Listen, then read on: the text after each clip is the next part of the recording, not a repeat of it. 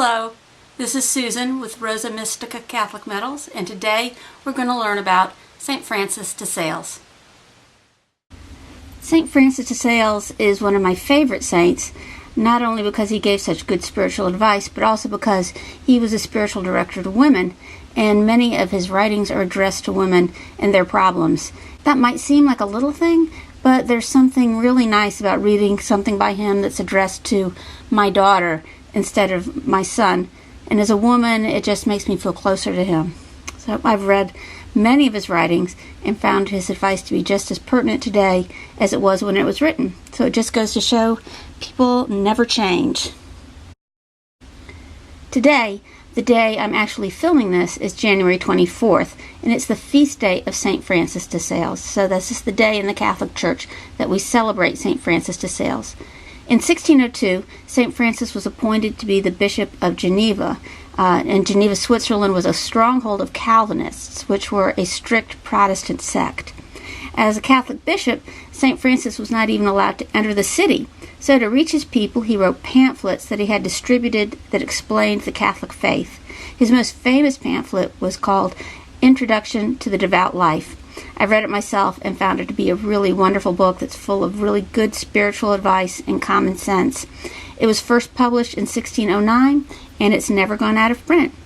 Because of his writings, St. Francis was declared a doctor of the Church and a patron saint of writers. He eventually managed to convert almost all of Geneva to the Catholic faith. St. Francis is also the patron saint of deaf people because he developed his own type of sign language to bring Christ's message to a young deaf man named Martin. So here I have two St. Francis de Sales medals from my shop. Both are replicas of antique religious medals that have been cast in sterling silver. And this first one shows St. Francis in profile, which is unusual in a religious medal. It also has a very unique clover shape, and I love the decorative scroll work in the background. The medal doesn't have St. Francis's name inscribed on it, but we know it's St. Francis de Sales because he's a very recognizable saint. His nephew left a very detailed written description of what he looked like, and there's at least one painting of him that was done from life. So this isn't an idealized depiction of a saint. This really is a little portrait of him. This next medal is French and is inscribed Saint François de Sales, priez pour nous, which means St. Francis de Sales, pray for us. And it has an image of St. Francis on it that was taken from his portrait, and it's set in a background of little stars. So I like to call this type of medal a best friend medal because on the other side is St. Francis de Sales' friend, St. Jane de Chantal. St. Jane was an educated woman who married and had 6 children.